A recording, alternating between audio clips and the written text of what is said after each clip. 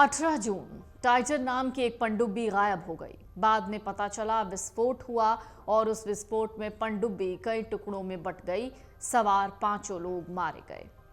इसके बाद चला रेस्क्यू ऑपरेशन। अब इसी रेस्क्यू को लेकर एक खबर सामने आई। वो दरअसल ये है कि इस जांच में 10 करोड़ के करीब खर्च हुआ है।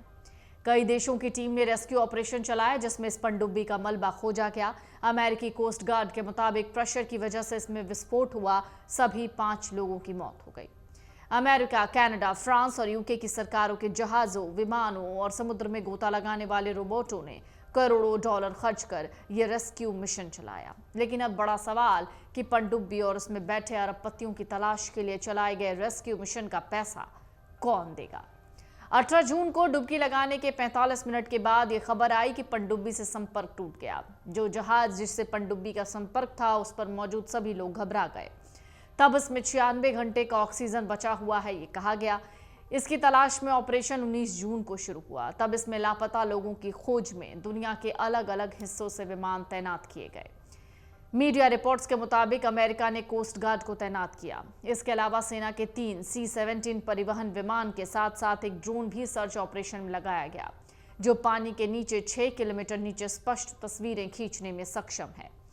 कनाडा का एक गश्ती विमान और 2 नाव इस ऑपरेशन में लगे। इसके साथ पानी में तलाश करने वाला फ्रांस का विक्टर 6000 रोबोट भी था, जो खोज में शामिल था। अमेरिकी तटरक्षक ने टाइटन का पता लगाने में खर्च का खुलासा करने से इनकार कर दिया, लेकिन वॉशिंगटन पोस्ट ने पब्लिक में मौजूद जानकारी और सरकारी अधिकारियों के इंटरव्यू के आधार पर अनुमान लगाया है। वो है $12 लाख, यानी 9.8 करोड़ रुपए, लगभग 10 करोड़ खर्च होने का अनुमान जताया गया है। National association for search and rescue के कार्यकारी निदेशक क्रिस बोयर के मुताबिक खर्च कई लाख डॉलर तक पहुंच सकता है। साल 2009 में अमेरिकी एडवेंचर और पूर्व निवेशक बैंकर स्टॉकटन रश ने ओशन गेट कंपनी की स्थापना की, जिनकी हाल ही हादसे में मौत हो गई। वो भी इसी पनडुब्बी में थे। वो भी अन्य यात्रियों के साथ टाइटैनिक का मलबा देखने के लिए टाइटन पनडुब्बी में गए।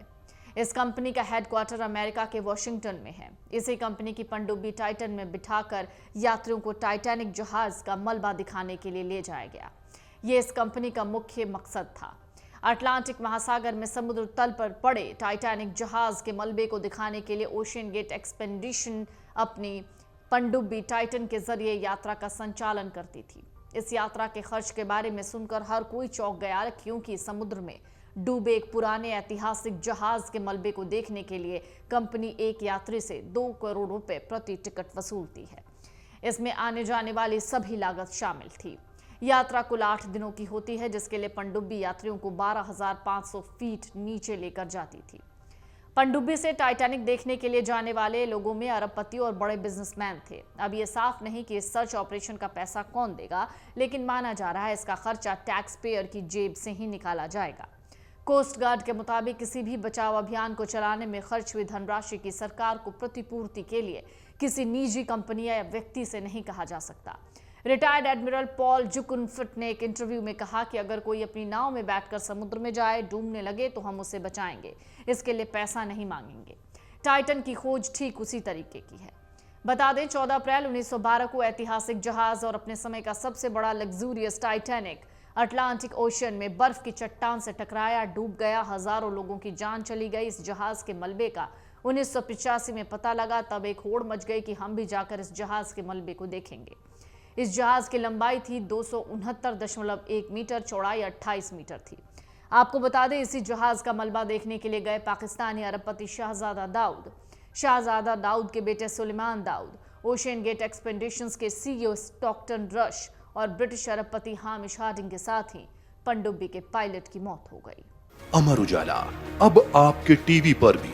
अपने स्मार्ट टीवी पर YouTube पर सर्च करें अमर उजाला, चैनल सब्सक्राइब करें और देखें ताजा खबरें, वो भी HD क्वालिटी में। और हाँ, बेल आइकन दबाना ना भूलें, ताकि हर खबर हो आपके घर।